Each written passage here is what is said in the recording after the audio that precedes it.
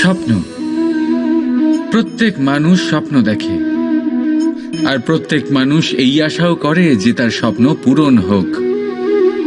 কিন্তু তার স্বপ্ন কখনো পূরণ হয় না। যারা প্রথমেই এই কথা ভেবে নেন যে তাদের স্বপ্ন পূরণ হয়ে গেছে, তাদের স্বপ্ন যথার্থ হয় যারা প্রয়াস করতে থাকে, নিরন্তর প্রয়াস। সেই জন্য জীবনে চেষ্টা চালিয়ে যান, পরিশ্রম করতে থাকুন, আর পূর্ণ বিশ্বাসের সাথে নিজের স্বপ্ন পূরণ করার দিকে অগ্রসর হয়ে পড়ুন। নয়তো এরকম না হয়ে যায় যে অন্য কেউ আপনাকে দিয়ে তার স্বপ্ন পূরণ করিয়ে নেয়। রাধা রাধা। সম্পর্ক, এই সম্পর্ক বন্ধুত্বের হোক বা ভালোবাসার, এর আধার হলো হৃদয়। এবার এই হৃদয়ের কথা বাইরে বের করার জন্য আমাদের দরকার পড়ে শব্দের। এবার আমরা এই ভুল অনেকবার করে ফেলি। এই শব্দ মিষ্টি হোক বা হোক কর্কশ, সেই ভিত্তিতেই আমরা সম্পর্ক পরিমাপ করি। এটাকেই সম্পর্ক ভেবে নিই আমরা, আর এটাই আমাদের সব থেকে বড় ভুল। তাই মনে রাখবেন, এই সম্পর্ক শুধুমাত্র হৃদয় দিয়ে গড়ে তোলা যায়।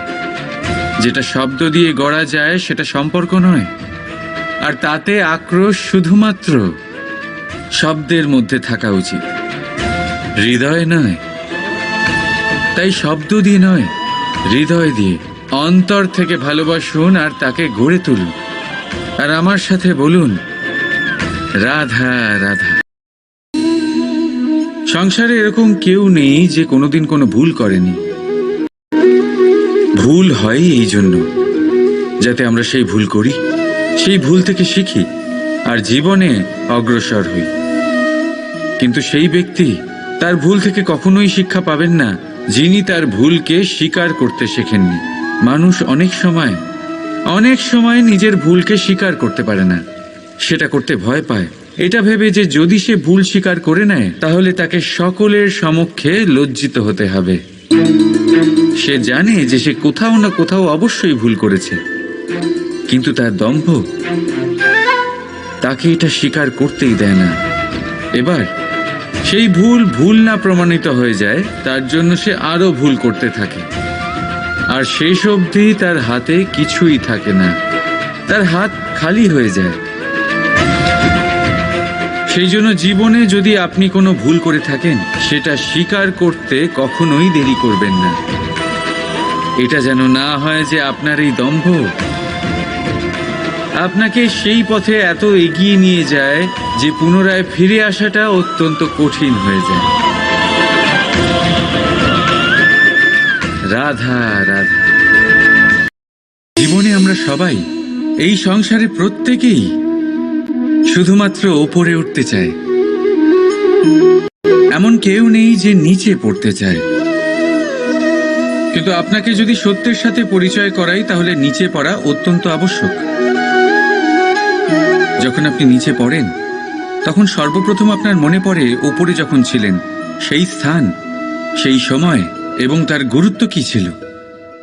তার থেকেও বড় শিক্ষা, আপনার যখন পতন ঘটে তখন আপনি বুঝতে পারেন আপনার আপন কে আর আপনার পর কে। কে আপনার শুভাকাঙ্ক্ষী আর তারা কে যারা আপনাকে ঈর্ষা করেন, আপনাকে ঘৃণা করেন। দেখুন, যখন আপনার পতন ঘটে সেই সময় যিনি হাত বাড়াবেন আপনাকে সাহায্য করার জন্য, উনিই আপনার আপনজন। আর যখন আপনার পতন ঘটে তখন শান্ত হয়ে দেখবেন যে আপনাকে দেখে হাসছে সেই আপনার পর। আর এই আপনজন আর পরের জ্ঞান তখনই হবে যখন আপনার পতন ঘটবে, তখন নয় যখন আপনি উন্নতি করছেন। সেই কারণে পতনকে কখনো ভয় পাবেন না। এটা আপনাকে জীবনের খুব বড় এক শিক্ষা দিয়ে যায়। রাধা রাধা। এই সংসারকে আপনি কেমন করে জানবেন, কেমন করে বুঝবেন? এবার আপনার উত্তর বড়ই সহজ হবে, সংসারকে নিজে চোখে দেখে। এটা অবশ্যই উচিত। এবারে দেখুন না, আমরা নিজে চোখে এই সংসারকে দেখি, একে চিনি, তারপরে আমরা বুঝতে পারি।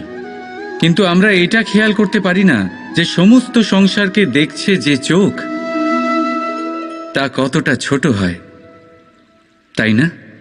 একা একজোড়া চোখ আমাদের সমস্ত সংসারকে দেখায়। তাহলে ভেবে দেখুন আপনার কাছে আর কি কি আছে।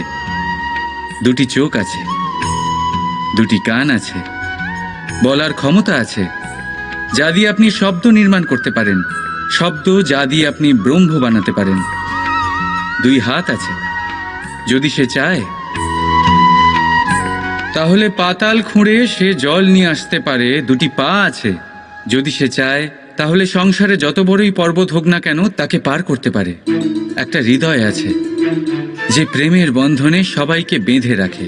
একটা মন আছে যে প্রকাশের থেকেও বেশি তীব্র গতিতে চলে। এক মস্তিষ্ক আছে যে যত বড়ই সমস্যা হোক না কেন সমাধান বের করে ফেলে। এবারে ভেবে দেখুন আপনার কাছে কি কি নেই। বোঝার চেষ্টা করুন আপনি কতটা ধনবান। এই সংসারে সেই ব্যক্তি সুখী নন যার কাছে ধন আছে। সুখী সেই যে ধনের সদ্ব্যবহার করে। ঠিক তেমনই আপনার ধন হলো আপনার এই শরীরের ক্ষমতা। এই শরীরের ক্ষমতাগুলিকে ব্যবহার করে ধনাত্মক দৃষ্টিভঙ্গিতে সবকিছু দেখুন। এই সংসারকে বুঝুন, নিজেকে বুঝুন। এই সুখ চাইলেও আপনার থেকে দূরে থাকতে পারবে না। রাধা রাধা। মানুষ নিজের জীবনে সুখ পাওয়ার জন্য অনেকবার চেষ্টা করে, কিন্তু সহস্র প্রয়াসের পরেও ব্যক্তি মনের মতো সুখ পায় না। সুখকে পাওয়ার এই যাত্রা অনেক সময় দুঃখের মোড়েতে এসে সমাপ্ত হয়ে যায়। আর মানুষ বুঝে উঠতে পারে না যে কেন এমন হলো। তার প্রয়াস শুদ্ধ ছিল, তার মন পবিত্র ছিল, তার মনোবাঞ্ছনা সঠিক ছিল, কিন্তু তাও কেন সে সুখ পেল না?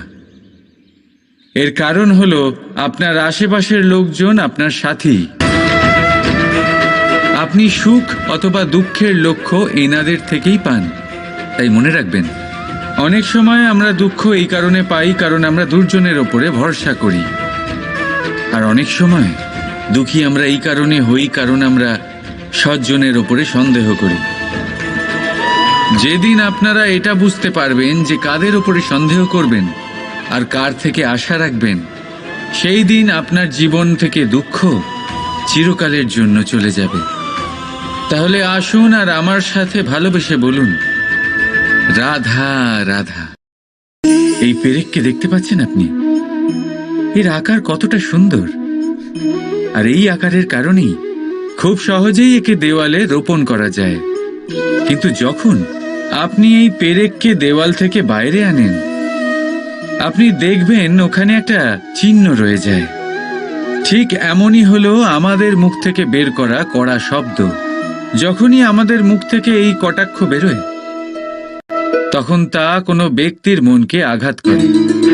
আর তারপরে আপনি যতই তার কাছে ক্ষমা চান না কেন, কিন্তু তাও তার সেই ঘা পূরণ হয় না। আপনার বলা সেই কথা, সেই কঠোর চিহ্ন ওই ব্যক্তির মনের দেওয়ালে খোদাই হয়ে থাকে। সেই জন্য আমি সবসময় বলি, এই শব্দের শক্তিকে আপনারা বুঝুন, এর মাহাত্ম্যকে বুঝুন। এই শব্দ ব্রহ্ম।